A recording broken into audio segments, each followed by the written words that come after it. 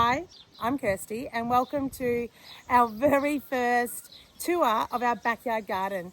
Our garden is located in central Victoria, Australia, and we have a warm, temperate garden and we're excited to show you around. Let's go.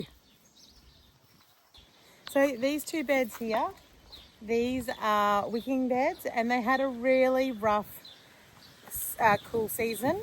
So we had a lot of pest pressure. And you can see here that they've eaten everything right down. And I kind of left them and thought I'll just see what happens. And they've thrown up all these secondary heads. I've been harvesting them and I really didn't think I would get anything. So you can see here, this plant here has been completely eaten back, right?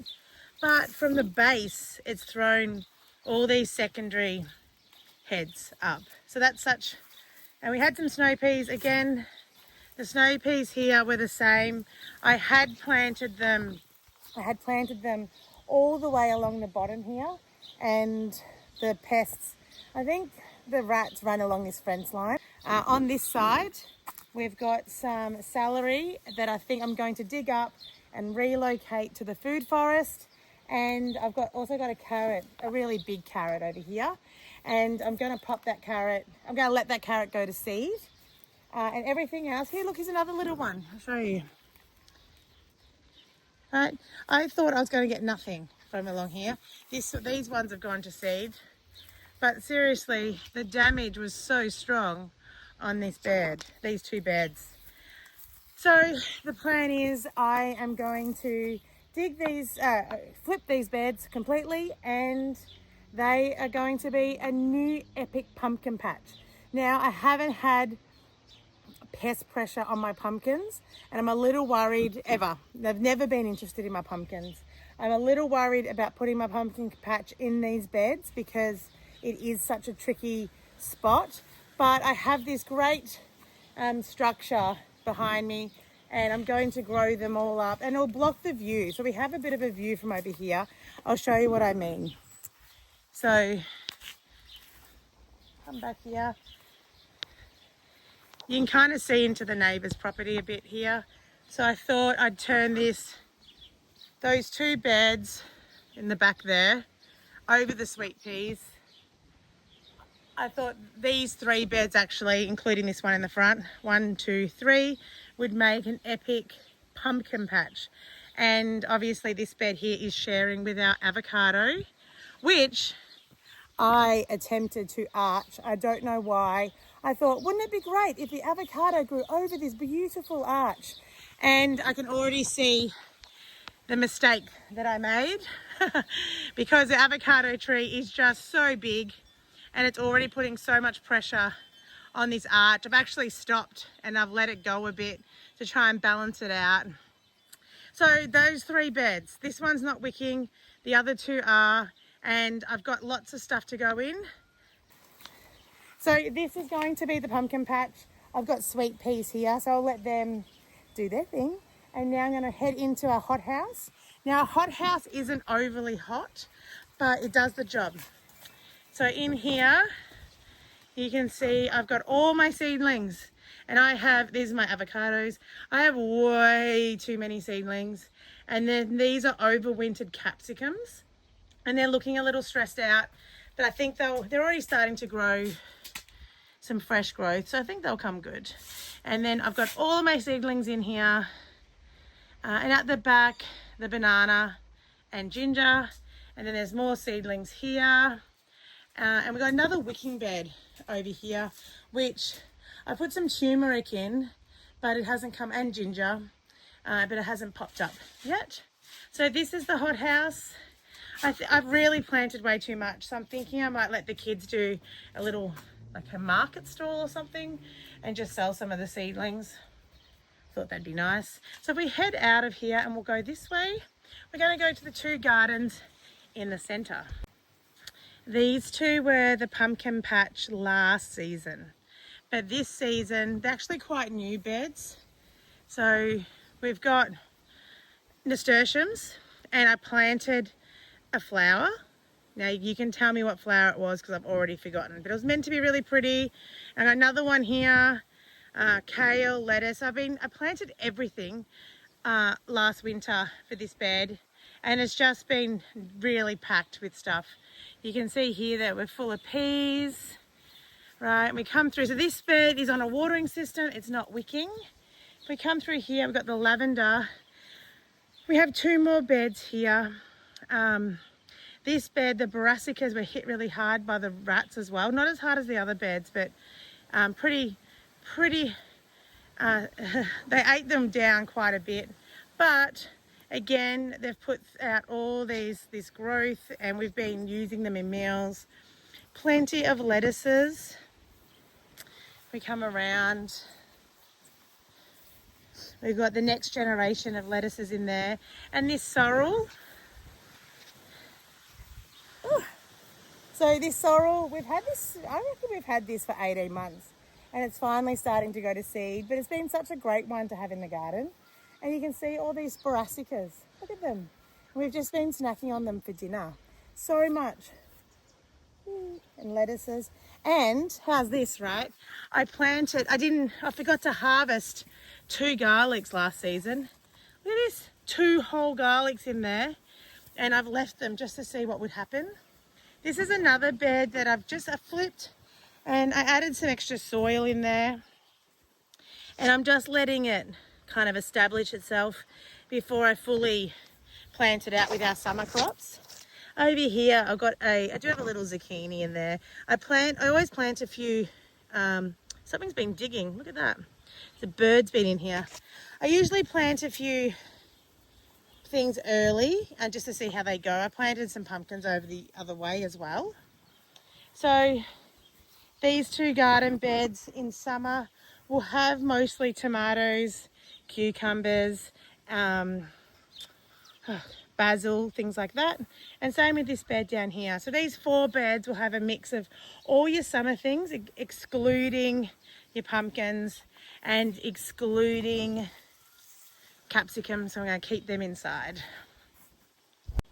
Okay, so these 2 beds here were the first beds that we put in. We did have garlic along here, but I spotted garlic rust for the first time, and it was just spreading. Every time I picked it, it would spread to the neighboring plants. And I've got garlic everywhere. Like even those beds over there, there's wild garlic that I have in my food forest. I've got wild elephant garlic. And I did not want garlic rust to spread throughout my whole property. So I got ahead of it. I pulled it all out. I sanitized everything that I use. So this whole row here is contaminated with garlic rust. And I won't plant garlic here now for 4 years. There's carrots in behind it.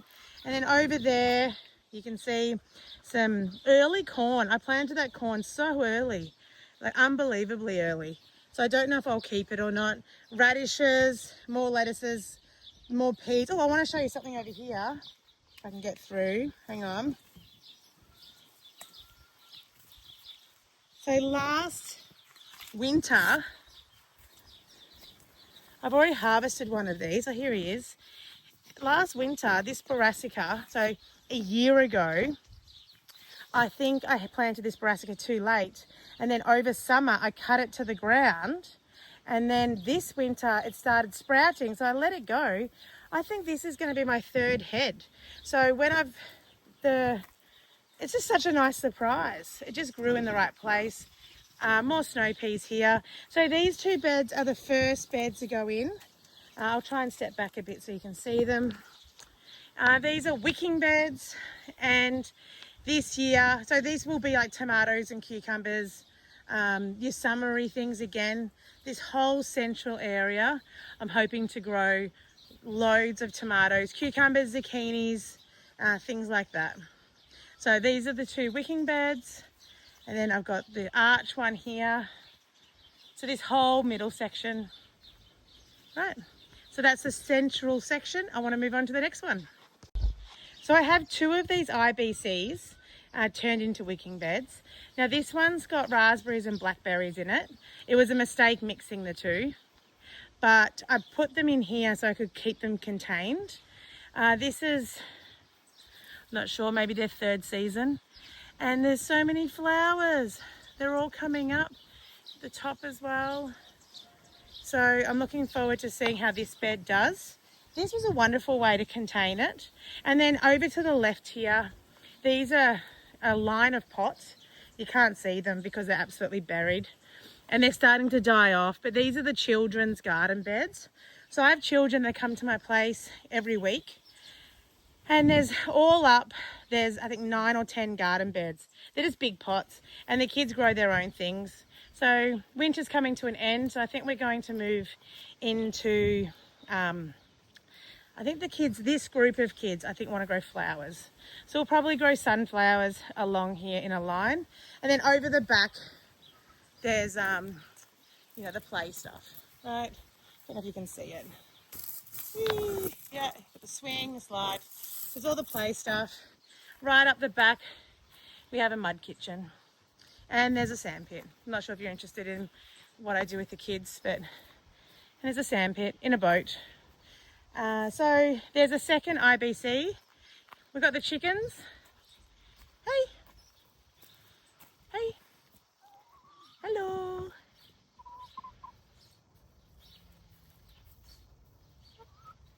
Okay. Now this is our food forest, is this section here, but I want to talk about our second IBC.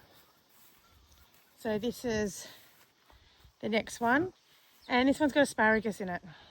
So you can see I've missed a few, and they've started to go to seed. Not, you know, they've started to grow up and do their thing, their ferns. And then I don't know why something took the tops of those ones, but we've been harvesting them. We're getting quite big ones actually, so it's been really good. So can you grow asparagus in wicking beds? Yes. Do I think it's the best way? I'm undecided. So we've got more asparagus actually. So if you come around here, this is the food forest which I'm working on. So we've got walking onion, parsley, grapefruit, mandarin, strawberry, guava, a really sad orange, an ornamental pear that was sold to me as an apple but doesn't grow anything, currants, apple, more asparagus. That's what I want to show you. So this is another little patch in here. So this one's later, this one's in the shade. So it started growing later, but the spears on it are just so massive. This one's grown really big asparagus. So, oh, there's lemon balm, which I will pull out because that will take over the food forest. So I'm still working on this space, right? This is a work in progress. So it's a little bit all over the place. Oh, over here, we've got, that's the chicken tunnel there that takes the chickens out the front. And this is my Jerusalem artichokes, and they're all coming up. There we go. The reason why I keep them in the frame is every year at winter I'll dig a trench around the outside, make sure there's no escapees because they can be quite invasive. There's my mandarin at the top. There we go. So the goal for I've got a lot of work to do in the food forest. So it just looks really messy right now, but it's just slow and steady. I'll get there. There's rhubarb over here. I'm going to pull the rhubarb out though. All right, so we come back this way. We come through here. So that's a tour of the garden. We have the 3 garden beds in the pumpkin patch, and there's the 6 central beds that I'm going to grow everything else, and the capsicums, and a few specialty things are going to be in the hothouse, and there's the food forest, the 2 ICBs, and I guess the chickens. That is our first tour of the garden. Thank you for watching. Bye.